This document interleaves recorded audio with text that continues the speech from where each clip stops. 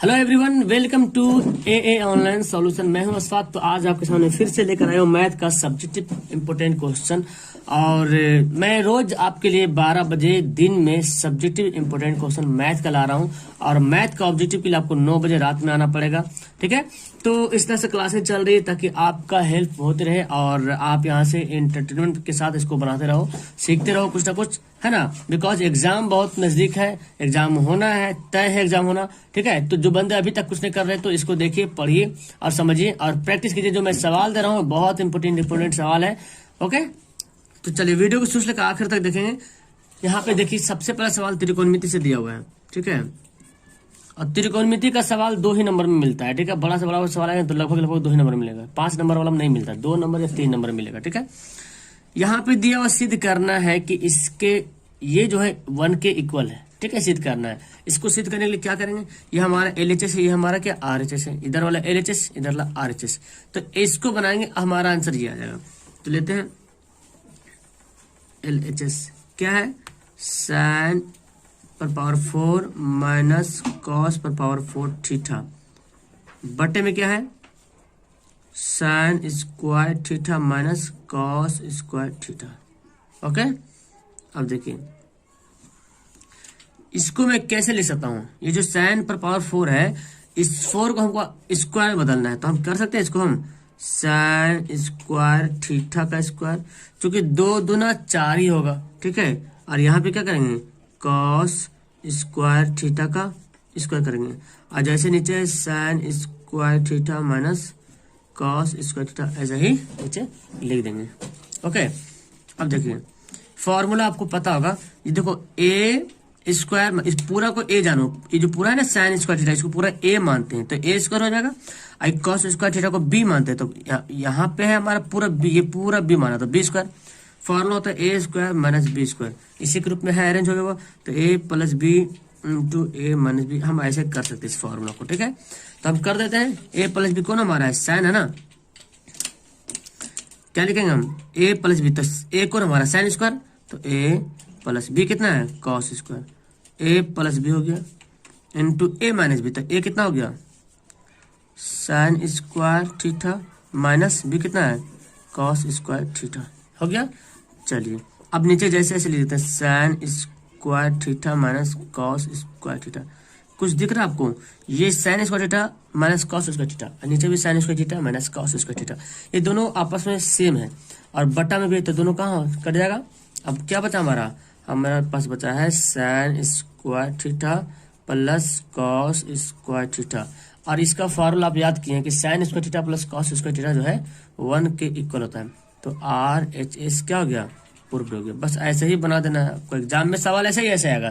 त्रिकोणमिति सवाल आपको प्रैक्टिस, जितना प्रैक्टिस कीजिए उतना आपके माइंड में सेव रहेगा सारा फॉर्मूला, नहीं तो आप भूल भी सकते हैं, ठीक है। चलिए अगला सवाल देखिए। यहाँ पे ये आपको ट्राइंगल से सवाल दे दिया हमें, और ट्राइंगल का भी सवाल बनाना जरूरी है, क्योंकि इस तरह का सवाल ट्राइंगल में भी 5 नंबर का सवाल आता है, लेकिन वो आता है सिद्ध करने वाला, ठीक है। तो इस तरह के सवाल जो आपको 2 नंबर में, और 100% आना ही आना है इस पैटर्न पे, ठीक है। इसी पैटर्न पे, इससे और जो पैटर्न बता रहा हूँ उस पर आना ही आना है। PQR की भुजाओं, त्रिभुज PQR की भुजाओं PQ तथा PR पर क्रमशः बिंदु E तथा F पर स्थित है, ठीक है। तो इसको पहले करेंगे क्या, इसको हम लोग क्या करेंगे, एक त्रिभुज बना लेते हैं। पहले त्रिभुज बनाते हैं, ठीक है। त्रिभुज कैसे बनाते हैं, यहाँ पे तो इस तरह होगा। 1 मिनट देखिए, त्रिभुज में बना लिया यहाँ पे ABC, त्रिभुज बन गया। अब बोलता है PQR, अच्छा सॉरी PQR था ना, तो ABC क्यों बना दिया, PQ, सवाल PQR बोला तो हम भी PQR ही बनाएंगे यहाँ पे।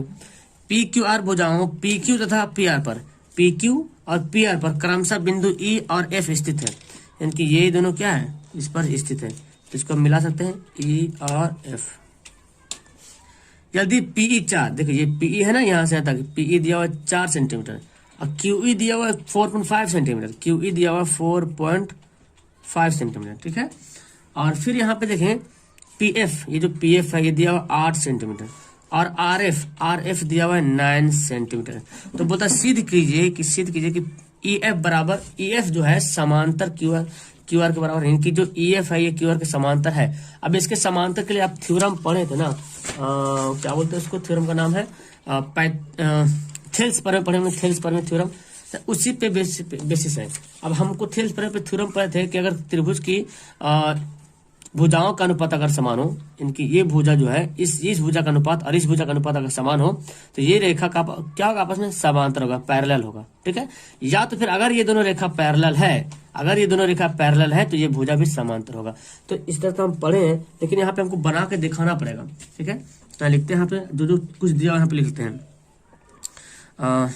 यहाँ पे पहले क्या लिखा हुआ है, पीई बराबर दिया हुआ है, मैं लिखता हूँ पीई कहेंगे, पीई बराबर 4 सेंटीमीटर और EQ दिया हुआ है 4.5 सेंटीमीटर और PF दिया हुआ है 8 सेंटीमीटर और RF दिया हुआ है 9 सेंटीमीटर। तो इसलिए हम थेल्स पर में से क्या लिख सकते हैं, इसको PE बटा EQ हम कर सकते हैं। तो हम लिखते हैं PE बटे में EQ बराबर करेंगे PF बटा FR, PF बटा FR, इस तरह से हम कर देंगे। अब सबको वैल्यू पुट कर देते हैं। मुझे देखना है क्या इन दोनों का अनुपात समान आता है कि नहीं आता है, ठीक है। बस समान देखना है, अनुपात अगर समान आता है तो फिर ये क्या आ जाएगा, ये हमारा सिद्ध हो जाएगा। तो PE कितना दिया हुआ है, 4 दिया हुआ है और EQ कितना दिया, 4.5 दिया हुआ है, PF कितना दिया हुआ, 8 दिया हुआ है और ये FR कितना दिया हुआ, 9 दिया। तो अभी तो बराबर हुआ नहीं, बराबर हो जाएगा जब इसको कट करेंगे तो बराबर हो जाएगा। तो 4/4.5 हो गया इक्वल टू, इसको जब काटेंगे तो पता इसको आधा करेंगे तो पता 4 दूना 8, 2 से काटेंगे तो 4 दूना 8, इसको 2 से काटेंगे तो 4.5 क्योंकि 4.5 दूना पहाड़ा पड़े ना, 4 दूना 8 पड़े हैं, 5 दूना 10 पड़े हैं, 4.5 दूना 9 पढ़िए, 4.5 दूना 9 होता है ना, तो ये 4/4.5 हम ऐसे लिख सकते हैं। तो दोनों देखिए 4/4.5, 4/4.5 बराबर आ गया। तो लिखेंगे इसलिए यहाँ पे लिखेंगे चूंकि, यहाँ पे चूंकि पीई जो है पीई बटा EQ बराबर है FR बटा PF बटा FR, इसलिए जो EQ जो है क्या बोलता है, EF बोलता है ना, देखो EF पैरेलल QR, तो हम भी लिख सकते हैं, इसलिए EF जो है पैरेलल होगा QR का, ठीक है। ये हो गया प्रूव्ड, ये प्रूव करना था। ओके, समझ में आ गया आपको। चलिए अगला सवाल देख लेते हैं। ये सवाल थोड़ा सा है और ये 5 नंबर वाला सवाल आपको मिलेगा देखने के लिए। मॉडल बनाने वाली मिट्टी से ऊंचाई 24 सेंटीमीटर तथा आधार त्रिज्या 6 सेंटीमीटर वाला एक शंकु बनाया गया है। एक बच्चे ने इस गोले के आकार इसे जो है गोले के आकार में बदल दिया, तो गोले की त्रिज्या बताइए। तो एक बात तो यहाँ से वाज़ेह हो गई है, स्पष्ट हो गई क्या, कि अगर एक शंकु बनी हुई है मिट्टी से जिसकी ऊंचाई 24 सेंटीमीटर है और आधार 3 सेंटीमीटर है, तो शंकु को बच्चे ने क्या किया, उसको गोले में तब्दील कर दिया, ठीक है। तो जो शंकु का जो आयतन होगा वही गोले का आयतन होगा। ये तो बात क्लियर है ना, कि जो शंकु, चूंकि शंकु में जितनी मिट्टी लगी है शंकु में, वही मिट्टी तो गोले में लगेगी। तो मैं आपको एक बात बता दूं, ये सवाल ना 2 बार पूछा गया है एग्जाम में और सेम सवाल, सिर्फ डिजिट चेंज था। इस सारा लैंग्वेज सेम लेकिन डिजिट सेम। तो हालांकि सवाल में कुछ है नहीं, एकदम इजी है। सबसे पहले आप जब सवाल बनाने के लिए कोशिश करते हैं तो आपको चाहिए ये कि इसका जो फिगर बनता है उस फिगर को आप बना लें। ओके, फिगर को बना लें। तो फिगर पहले मैं क्या था, शंकु की टाइप का था, किसी ने शंकु की टाइप का फिगर बनाया मिट्टी पे, इस तरह से ऐसे बनता शंकु, शंकु बन गया। आप बोलता क्या, मिट्टी मॉडल बनाने वाली मिट्टी से ऊंचाई 24 सेंटीमीटर, ये ऊंचाई कितनी है, 24 सेंटीमीटर जो है इसकी ऊंचाई है। इसका नामकरण कर देते हैं ABCD, ठीक है। और आधार की त्रिज्या 3 सेंटीमीटर, यानी कि त्रिज्या कितनी है, 3 सेंटीमीटर। शंकु बनाया गया। अब देखो ये मिट्टी से शंकु बना दिया गया है। अब किसी बच्चे ने इसको जो है ना तोड़ दिया, अब तोड़ करके क्या बनाया, गोला बना दिया। तो जितनी मिट्टी इसमें लगी है उतनी ही तो मिट्टी गोला बनाने में लगेगी, है ना, यानी कि दोनों का आयतन क्या होगा, समान हो जाएगा। तो हम यहाँ पे लिखते हैं, पहले जो दिया हुआ है यहाँ पे लिखते हैं शंकु की ऊंचाई को क्या लिखते हैं, H लिखते हैं, यानी कि कितनी है, 24 सेंटीमीटर। और त्रिज्या बोले तो R कितनी है, 3 सेंटीमीटर। क्लियर है। तो एक बात तो समझ में आ गया, स्पष्ट हो गया कि इसका आयतन निकालेंगे और शंकु का आयतन गोले का आयतन को बराबर कर देंगे। तो क्यों ना हम दोनों को सेम कर दें, दोनों को बराबर कर लें। अब बोलता है कि गोले की त्रिज्या निकालिए, तो गोले की त्रिज्या निकाल तो लेंगे, लेकिन पहले तो ये इतनी तो बात आपको कंफर्म हो गई है कि दोनों का आयतन समान होगा, ठीक है। तो यहाँ पे निकाल लेते हैं। देखो गोले की त्रिज्या वगैरह नहीं दिया हुआ है, इसलिए यहाँ पे डायरेक्ट लिख देते हैं। इसलिए प्रश्न से आप अलग अलग से बना सकते हैं, गोला का आयतन अलग से निकाल लो और शंकु का आयतन अलग से निकाल लो, गोले का आयतन बराबर कर दो, अच्छा तो एक में कर दो। प्रश्न में यही बोला गया है कि जो गोला शंकु का जो आयतन है वो गोले का आयतन के बराबर है ना। यहाँ लिखते हैं शंकु का आयतन बराबर है गोले का आयतन। ये प्रश्न में बोला गया है, हालांकि पूरा ऐसे स्पष्ट नहीं बोल रहा, लेकिन बातें वही बताई जा रही है, इसमें छुपी हुई वही बात है कि जो शंकु था उसको तोड़ के गोला बना दिया गया। ठीक है, बात वही है। तो इस तरह मतलब पता क्या चल रहा है, जब भी कोई सवाल बोले ना आपसे कि इसको पिघला करके कुछ और बना दिया, शंकु को पिघला के बेलन टाइप को बना दिया, रड बना दिया, तो दोनों का आयतन बराबर कर दिया, क्योंकि वही जितना कुछ है वही पिघलेगा, है ना। घन आपको पिघला के ये बना दिया, इसको तोड़ के ये कर दिया, तो मतलब जो आयतन है आयतन बराबर रहेगा। अब उसी से हमारा आंसर भी आने वाला। शंकु का आयतन फॉर्मूला बोलिए 1/3 पाई आर स्क्वायर एच होता है, और गोले का आयतन कितना 4/3 पाई आर स्क्वायर एच। गोला का हमको कुछ भी नहीं पता है, ठीक है। अच्छा, गोला का जो आयतन होगा, इतनी बात तो आपको पता, एक minute sorry, 4/3 pi R cube होता है। गोला का आयतन 4/3 पाई आर क्यू होता है, गोला में तो ऊंचाई होगा नहीं, 4/3 पाई आर क्यू, ठीक है। तो आप यहाँ पे देखिए, ये शंकु का तो ऊंचाई पता है, त्रिज्या पता है, लेकिन इसकी नहीं पता है। तो ये देखो 3 तो पहले कर सकते हैं वैसे ही, और पाई भी कर सकते हैं, ठीक है। अब यहाँ पे क्या बचा, आर स्क्वायर कितना है, गोले शंकु की त्रिज्या आर कितना है 3 का स्क्वायर, और एच कितना है 24 है, तो 24 यहाँ पे लिख देंगे। और यहाँ पे क्या बचा 4 और आर क्यू। अब देखिए जी 3 का स्क्वायर है ना, तो 3 का स्क्वायर रहने देते हैं सही, और 24 है आर क्यू। तो कुछ तो मैंने किया नहीं, काट देना, 4 से कटेगा, 4 से कटेगा 4 छक 24, है ना, कट जाएगा। तो अब देखो यहाँ पे पता क्या चल रहा, हम यहाँ पे क्या करेंगे, आर क्यू बराबर क्या हो गया 3 का हो गया, 3 का स्क्वायर और 6 हो गया।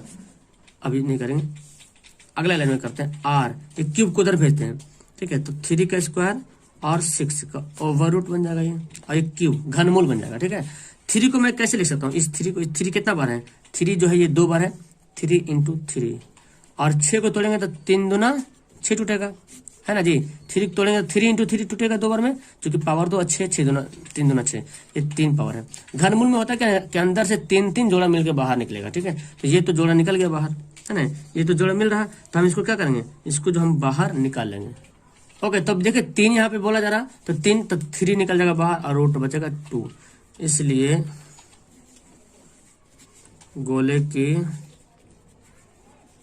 त्रिज्या यानी कि आर बराबर 3√2 सेंटीमीटर हो गया। यही इसका आंसर है। क्लियर है, समझ में आ रहा। तो घनमूल में क्या होता है 3 जोड़ा होता है, और वर्ग में 2 जोड़ा निकालते हैं। समझ में आ गया सवाल।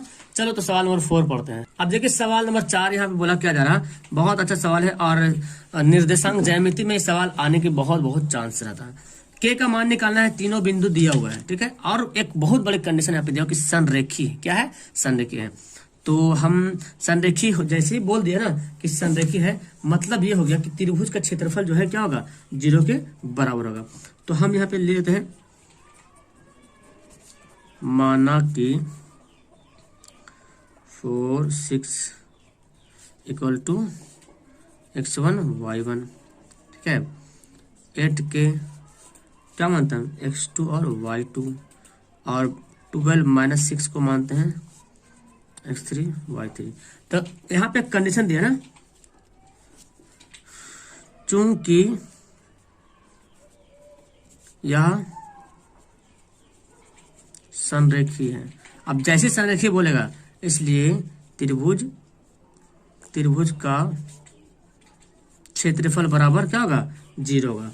त्रिभुज का क्षेत्रफल इन तीनों बिंदुओं से जो त्रिभुज बनेगा इसका क्षेत्रफल क्या होगा 0 के बराबर। क्यों? क्योंकि त्रिभुज क्या है संरेखी। जैसे ही बोल देगा ना के का वैल्यू निकालने के, तो ये कंडीशन जरूर दिया रहेगा संरेखी, तो इसका क्षेत्रफल 0 कर दीजिएगा। अब यहाँ पे त्रिभुज का क्षेत्रफल का फॉर्मूला को बैठाना पड़ेगा। त्रिभुज का क्षेत्रफल का फॉर्मूला वही होता है ना, निर्देशांक ज्यामिति का सवाल है। तो यहाँ पे क्या करेंगे 1 2 3 1 2 3 2 3 1 3 1 2। देखिए जी इतना लंबा चौड़ा फॉर्मूला होता है। इस फॉर्मूला में कोई दम नहीं, एकदम इजी से बन के जाएगा। बस याद रखना 1 2 3 2 3 1 3 1 2। यहाँ पे 3 सेंस पढ़ेंगे 1 2 3 2 3 1 3 1 2। पहला सांस में एक्स वाला, फिर जो बीच में माइनस वाला 1 2 3 2 3 1 3 1 2, इस तरह आप समझ के पढ़िएगा तो आपको याद हो जाएगा। अब इसका वैल्यू पुट कर लेते हैं 1/2 x1 देखिए कितना दिया हुआ है 4 दिया हुआ है, हम यहाँ पे ऐसे रखते हैं x1 हमारा दिया हुआ 4, y2 देखिए कितना दिया हुआ k दिया हुआ है ना, देखिए y2 k दिया हुआ है, y3 कितना दिया हुआ -6 और यहाँ भी माइनस, तो माइनस में क्या कर देंगे हम डायरेक्ट कर देते हैं +6। चलिए x2 कितना दिया है, x2 दिया है 8 तो +8 लिख देंगे, y3 कितना दिया होगा -6 है ना तो -6 लिख देंगे, और y1 दिया 6 तो -6, ये माइनस हो जाएगा -6 प्लस x3 कितना दिया हुआ जी देखिए 12 दिया हुआ है, x1 कितना y1 कितना दिया हुआ है 6 दिया हुआ है, और y2 कितना दिया हुआ k दिया हुआ है, ये इसके कितना बराबर होगा 0 के बराबर हो जाएगा। चलिए जगह भी यहाँ पे कम बच रहा है 1/2 कर लेते हैं, और क्या करेंगे इसको देखो गुना कर सकते हैं इसको है ना, इसको गुना कर लेते हैं जी, तो 4k + 6 चौक 24 हो जाएगा। देखिए जिसको हम शॉर्ट में करते हैं 6 जोड़ेंगे क्या बचेगा 12 बचेगा, -12, अब 12 8 कितना होगा 96, तो ये तो -12 बचेगा ना, इसको जोड़ेंगे तो -12, अब प्लस माइनस माइनस 12 8 96, ठीक है। और ये देखो इसको तो गुना करना पड़ेगा, कोई रास्ता नहीं है, 12 छक 72 - 12 के क्या होगा 0, देखिए जगह इसलिए कम बच रहा है यहाँ पे। चलिए हम इसको यहीं पे बना लेते हैं, कोई दिक्कत नहीं। अब ये जो 2 है ना, इसको 2 को उधर भेज दो, चाहे जैसे करो कोई दिक्कत नहीं, 2 को उधर भेज दो या थोड़ा करो। देखो यहाँ पे क्या बचेगा 12 के में से 4 के घटा, इस 2 को उधर भेज देते, ठीक है, भाग उधर भेजेंगे क्या बनेगा गुना बनेगा, ये जो 2 भाग में उधर जाकर बनेगा गुना हो जाएगा, तो कोई फायदा नहीं इसका। अच्छा 12 के में से 4 के घटेगा तो -8 के बचेगा, ठीक है। और ये देखिए 72 यहाँ पे दिखा है, और कौन कौन सा देखिए यहाँ 72 24 कितना होगा 96 होगा, देखिए 4 2 6 तो 96, और ये -96 बराबर 1/2 को 2 को उधर भेज दिए तो 2 भाग जाकर गुना बनेगा, और कोई भी चीज 0 से गुना होता है क्या होता है 0, और ये दोनों हो गए खलास। तो यहाँ पे -8 के बराबर बचा 0, देखिए मैं इधर बना लूँ दिख रहा आपको, ठीक है। तो यहाँ पे आपका 8 के बराबर क्या बचेगा 0/-8। अब आप एक बात रखें, कोई भी संख्या को 0 कोई भी संख्या 0 से अगर कोई भी संख्या को 0 से अगर कोई संख्या भाग होता है, ठीक है, तो इसका आंसर क्या होगा 0, यानी कि ऊपर 0 आना चाहिए, नीचे 0 रहेगा तो काम नहीं बनेगा। अगर माने कि 2/0 दे दिया तो इसका आंसर इनफिनाइट होगा, ये कभी हो नहीं सकता, ठीक है। लेकिन 0/2 रहेगा तो इसका आंसर 0 होगा, पढ़े है ना त्रिकोणमिति में, तो ये इसका आंसर क्या हो गया 0, के का वैल्यू क्या हो गया 0 हो गया, ठीक है। चलो सवाल देखते हैं, ये देखो हाइट एंड डिस्टेंस का सवाल है, बोलता कि 1.4 मीटर लंबा एक प्रेक्षक एक चिमनी से 72.5 मीटर की दूरी पर है, इसका सबसे बड़ा कंडीशन है उसको आंखों से चिमनी के शिखर का उन्नयन को दिख रहा। तो इसको बनाने का सिंपल फंडा ये है ना जी कि आप इसका फिगर बनाएंगे, आपका आधा सॉल्यूशन क्लियर हो जाएगा। आप फिगर कैसे बनाएंगे 1.4 मीटर लंबा, तो पहले प्रेक्षक है, प्रेक्षक कोई बंदा है ना, कोई बंदा यहाँ पे खड़ा है, तो मैं यहाँ पे कर लेता हूँ, कोई बंदा यहाँ पे खड़ा है 1.4 मीटर लंबा, ठीक है। और चिमनी से 27 मीटर दूर है, चिमनी से 27 मीटर क्या है दूर है, यानी कि ये है 27.5 मीटर दूर है चिमनी से। उसकी आंखों से चिमनी के शिखर का उन्नयन कौन, तो चिमनी होगा लंबा, चिमनी तो बनाएंगे पहले, ठीक है। आंख कहाँ पे बंदा का, बंदा की आंख यहाँ पे है, प्रेक्षक यहाँ पे है, तो इस तो आंख पे बनेगा उन्नयन कौन, थोड़ा टेढ़ा बन गया ना, यहाँ पे बनेगा उन्नयन कोण। तो हम इसको हम क्या कर सकते हैं, ऐसे कर सकते हैं, क्योंकि हम कोण तो यहाँ पे बन रहा 45 डिग्री का कोण बन रहा, इसका नाम करते हैं A B C D E, कुछ भी नाम कर लो कोई दिक्कत नहीं। तो एक बात तो क्लियर हो गई कि जितना ये ई सी है उतना क्या है बी डी है, जितना डी ई है उतना क्या है बी सी है, ठीक है। तो यहाँ पे लिखते हैं माना कि सवाल क्या होगा चिमनी को ऊंचाई, चिमनी को ऊंचाई देखो यहां से यहां तक है ना, माना कि एडी चिमनी की ऊंचाई है, ठीक है। और यहाँ पे लिखते हैं प्रेक्षक की ऊंचाई EC बराबर 1.4 मीटर, ये आपको लिखना पड़ेगा एग्जाम में। फिर चिमनी तथा प्रेक्षक की दूरी कितना है, यानी कि DE, और जितना DE है उतना ही जो है BC के बराबर है 27.5 मीटर हो गया।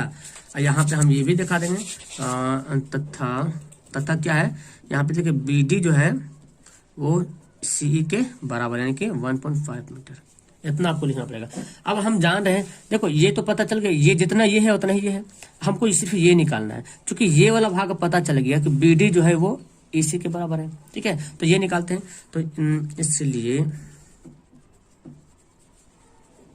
समकोण त्रिभुज ए सी बी में क्या करेंगे, tan 45 डिग्री बराबर tan 45 डिग्री बराबर क्या लिखेंगे, लंब बटा आधार, लंब कोण हमारा ए बी है, आधार कितना है बी सी है।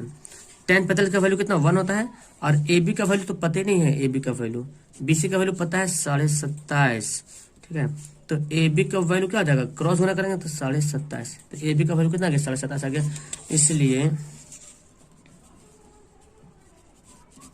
चिमनी की ऊंचाई बराबर, ऊंचाई बोले तो ए डी बराबर, तो ए डी बराबर कैसे निकालेंगे, A B plus B D कर देंगे, है ना। ये ए बी यहाँ से तक ऊंचाई निकालना, तो ए बी में बी डी क्या करेंगे, जोड़ देंगे। ए बी का वैल्यू निकल गया था देखो 27.5, तो 27.5, और बी डी का वैल्यू निकला 1.4, तो जोड़ दीजिए, 5 4 9 7 1 8, देखिए ये मीटर, ये क्या हो गया, चिमनी की ऊंचाई होगी। ओके, तो ये चिमनी की ऊंचाई निकल गई, क्लियर है। और ये मेरे ख्याल से 5 नंबर सवाल में आएगा। देखो हाइट एंड डिस्टेंस 5 नंबर में कंफर्म है कि हाइट एंड डिस्टेंस 5 नंबर में आएगा, और 2 नंबर में भी आता है, 1 नंबर में आता है, ठीक है। तो 5 नंबर में आएगा, तो आप इस तरह से बहुत ही इजी से आप तरीके से आप बना सकते हो, ठीक है। इस तरह से मैं डेली आपका हाइट एंड डिस्टेंस का सवाल लाता रहूंगा। एक सवाल और है, इसको हल कर लेते हैं, फिर वीडियो को करेंगे लास्ट। और आपको कौन कौन लेसन से सवाल चाहिए मुझे कमेंट करेंगे, ताकि मैं उस लेसन को सवाल लाने की कोशिश करूंगा। देखो इसको हल करने के लिए, और आपको पता क्या करना है, वीडियो को पहले पॉज करना है, आप खुद से बनाना है, तब आपको हल करने की कोशिश करना है। चलिए तो इसको हल करते, करना क्या है, जब भी सवाल आए तो आप इसको किसी भी मेथड से हल करते हैं। मैं आपको बताया था 5 विधि से इसको हल करना पड़ता है, ठीक है। तो सबसे इजी विधि जो आपका है यहाँ पे क्या बोलते हैं, लुप्तीकरण या विलोपन विधि, है ना, तो उसी से बनाते हैं, बेहतर होगा। तो देखो यहाँ पे 3y प्लस में 4y माइनस में, तो क्या कंडीशन लगा दें जो ये दोनों बराबर हो जाए। तो हम यहाँ पे क्या करेंगे, हमारा समीकरण यहाँ पे पहले तो उतारना पड़ेगा आपको, पहले उतारते हैं 4/x प्लस 3y बराबर 14 दिया हुआ समीकरण फर्स्ट है, और 3/x माइनस 4y बराबर 23 समीकरण सेकेंड। अब क्या करेंगे, तो हम इसमें करेंगे क्या कि इसमें जो है ना, इसमें 4 से मल्टीप्लाई कर देंगे, और इसमें 3 से मल्टीप्लाई करेंगे, तो 4 × 12 3 9 हो जाएगा, 3 4 12, ठीक है।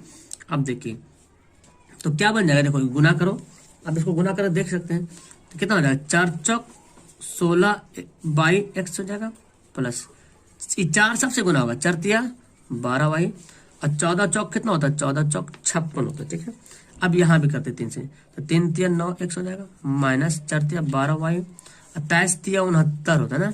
अब इसको क्या करेंगे, घटा देंगे, जोड़ देंगे, घटाने को तो जोड़ देंगे, घटाना नहीं, घटाएंगे तो निशान चेंज करेंगे, जब भी घटाना होगा तो निशान चेंज करेंगे। अब मान लीजिए अगर दोनों प्लस में रहता, मे भी समझिए कि अगर 12y 12 दोनों प्लस में होता, तो हम इसको जोड़ते नहीं, घटाते, तो घटाने के बाद क्या होता है, निशान चेंज होता है, प्लस को माइनस बनाते, माइनस को प्लस बनाते।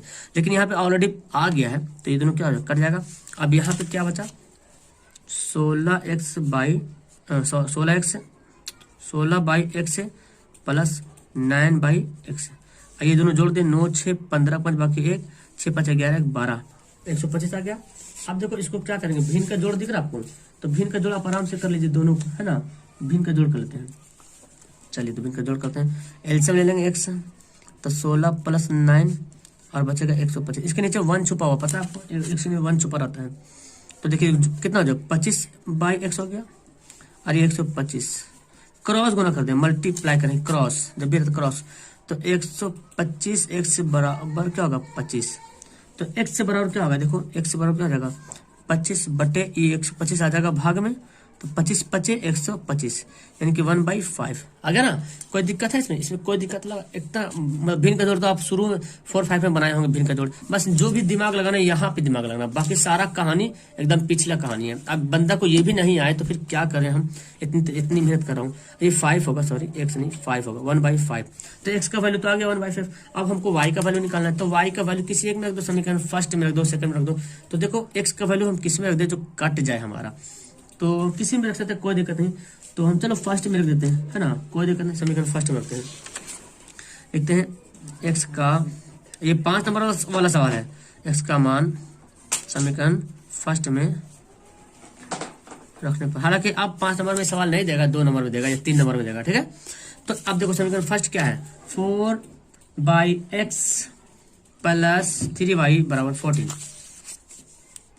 4/x प्लस 3y बराबर 14 दिया हुआ यहाँ पे। तो x का वैल्यू कितना है 1/5 है, तो इसको हम रख लेते हैं 1/5। तो 4/x का वैल्यू कितना 1/5, यहाँ पे 1/5 ले दिया, 3y बराबर 14। तो आपको पता है ये भाग है, क्या है भाग है, और भाग को गुना में पलटते तो क्या होता है उल्टा होता है, उलट जाता है ना।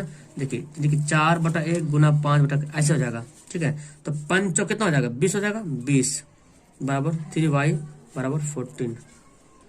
ओके, तो अब ये हमारा आ गया, ये कैसे आया पता चल गया ना। ये 4 ये मेन बड़ा बट्टा में 4 के नीचे तो एक छुपा हुआ रहेगा ही, ये 1/5 है। तो 4 को क्या उल्टा के गुना में पड़े तो 5 ऊपर 1 नीचे, तो 5 20 हो गया, 20/1 तो 1 लिखने की जरूरत ही नहीं पड़ता, 20 को इधर भगाते हैं यहाँ से, तो 20 प्लस में क्या बनता है माइनस बन जाता है। एक बात याद रखिए, जब भी कोई भागता है ना शक्ल चेंज करता है, आपको ही पता है ना, जब भी कोई गुंडा भागता है इस शहर से उस शहर में तो अपना शक्ल सूरत सब चेंज करता है, इसका भी वही हाल करते हैं। इधर से ये प्लस जाएगा तो बन जाएगा माइनस, और माइनस जाएगा तो बन जाएगा प्लस में, ठीक है। इतनी बात याद रखें।